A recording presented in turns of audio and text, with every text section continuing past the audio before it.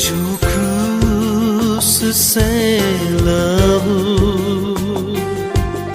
बहा मेरे लिए, जो क्रूस से लहू बहा मेरे लिए, काफी है वो मेरे गुनाह धोने के लिए, जो क्रूस से लहू बहा।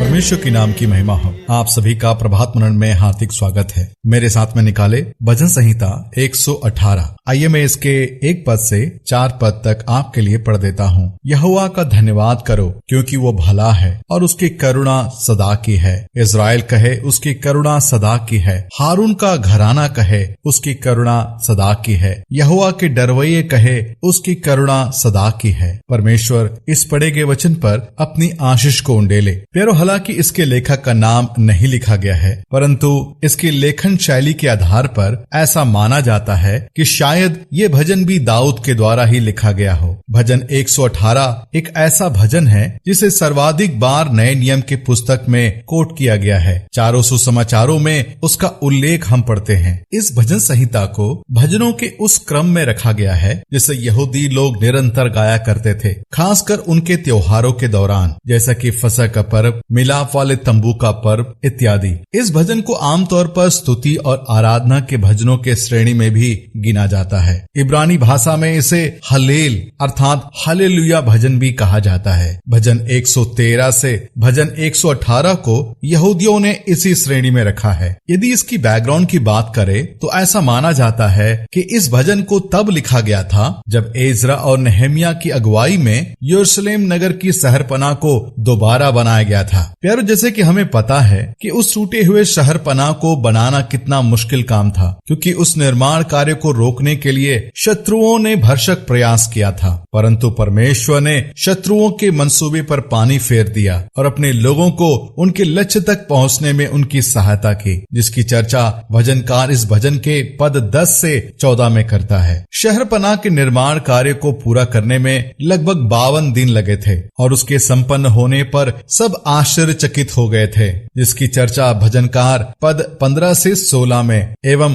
23 और 24 में भी करता है। ये भजन किसी एक व्यक्ति के द्वारा गाया गया गीत नहीं था, परंतु एक समूह में गाया गया एक भजन के रूप में हम देख सकते हैं। लोग परमेश्वर की दया और करुणा और उसके अद्भुत कामों को स्मरण कर उसकी स्तुति और आराधना करते हुए हम पाते हैं। हम मत्ती रचित सुसमाचार उसके 26 अध्याय और 30 पद में पढ़ते हैं कि प्रभु यीशु मसीह जिस रात वह पकड़वाया जाने वाला था, अपने चेलों के संग फसह के भोजन में शामिल होने के उपरांत भजन के गीतों को गाते हुए जैतून के पहाड़ पर चढ़ गए थे। बाइबल विद्वानों का मानना है कि उन्होंने शायद भजन संहिता 118 को गाया हो, क्योंकि जैसे हमने पहले भी मनन किया था कि इस भजन को आमतौर पर फसह के पर्व के दिन में गाया जाता था। आइए दोबारा से मैं इसके कुछ पदों को आपके लिए पढ़ देता हूँ। यहोवा का धन्यवाद करो क्योंकि वो भला है और उसकी करुणा सदा की है। इज़राइल कहे उसकी करुणा सदा की है। हारून का घराना कहे उसकी करुणा सदा की है।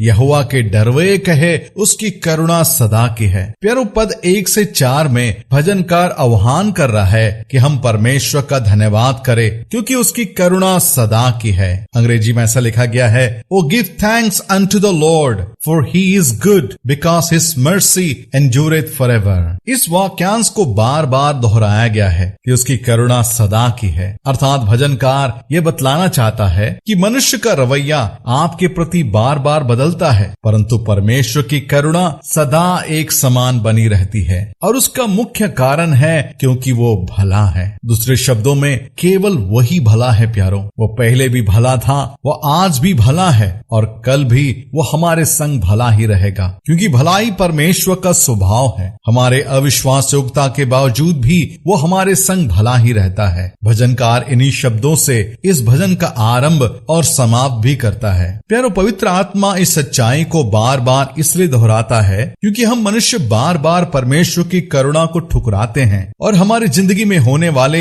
हर एक भले कार्यों का श्रेय स्वयं लेना चाहते हैं। विलाप गीत की पुस्तक उसके 3 अध्याय उसके 22 में ऐसा लिखा गया है, हम मिट नहीं गए, यह यहोवा की महान करुणा का फल है क्योंकि उसकी दया अमर है। प्यारो, आज पूरी दुनिया भयंकर महामारी से जूझ रही है। बड़े से बड़ा ताकतवर देश भी इस वक्त अपने आप को असहाय महसूस कर रहा है। धन दौलत ताकत रुतबा सबका सब धरा का धरा रह गया है। आज हर एक इंसान को परमेश्वर की करुणा की कीमत का एहसास हो रहा है। जब हम परमेश्वर की करुणा के विषय में ध्यान करते हैं तो अच्छा होगा कि हम परमेश्वर के वचन के आधारित हमारे अतीत की ओर भी एक दृष्टि करें, जिसे हम इफिसियों की पत्री और उसके 2 अध्याय में पढ़ते हैं। इफिसियों की पत्री उसका 2 अध्याय उसके पहले पद से मैं कुछ पदों को आपके लिए पढ़ देना चाहता हूँ। उसने तुम्हें भी जिलाया जो अपने अपराधों और पापों के कारण मरे हुए थे, जिनमें तुम पहले इस संसार के रीति पर और आकाश के अधिकार के हाकिम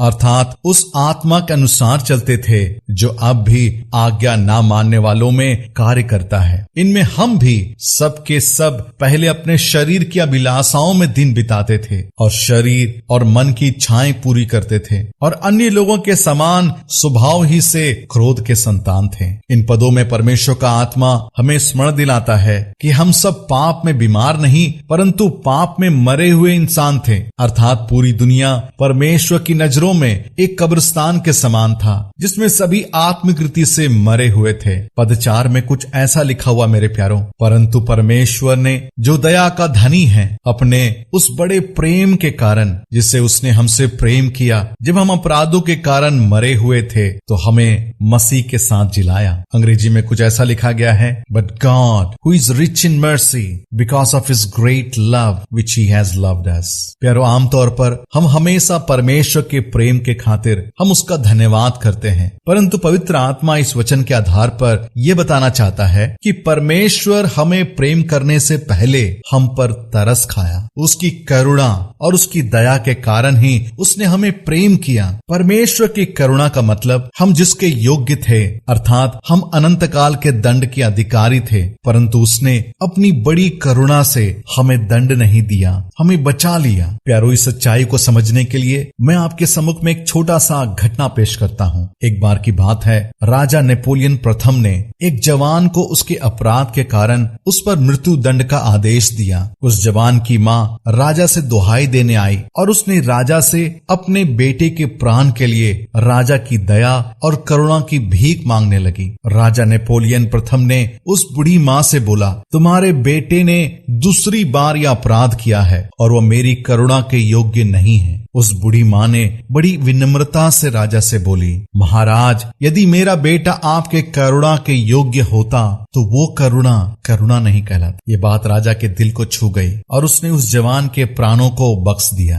हाँ मेरे प्यारो, हमारी अवस्था भी बिल्कुल ऐसी ही थी। हम भी दंड पाने के योग्य थे, परंतु परमेश्वर ने अपनी महान करुणा से हमसे प्रेम किया, हमें बचाने इस धरती पर जन्म लिया, श्रापित दंड को सहा, हमें पाप के दंड से बचाया। आज वो हमारी अगुवाई कर रहा है, हमारे लिए जगह तैयार कर रहा है। वो बहुत जल्द वापस आएगा और हमें अपने संग ले जाएगा कि हम सदा उसके संग स्वर्ग राज्य में रहें। तो प्यारो, क्यों ना हम भी उस भजनकार के संग ये कहने पाए, परमेश्वर का धन्यवाद करो क्योंकि वो भला है, उसकी करुणा सदा की है। इन्हीं विचारों को मनन करते हुए आइए हम प्रभु की आराधना करें, उसे दंडवत करें, उसके नाम की जय जयकार करें, परमेश्वर के नाम की महिमा हो। आप सभी को मेरा जय मसीह। दुखों को मेरा वो उठा लिया, अपराधों के कारण वो घायल हुआ। दुखों को मेरा वो उठा लिया, अपराधों के कारण वो घायल हुआ। मेरे शांति के लिए उस पर ताड़ना पड़ी, मेरे शांति के लिए उस पर ताड़ना पड़ी। उसके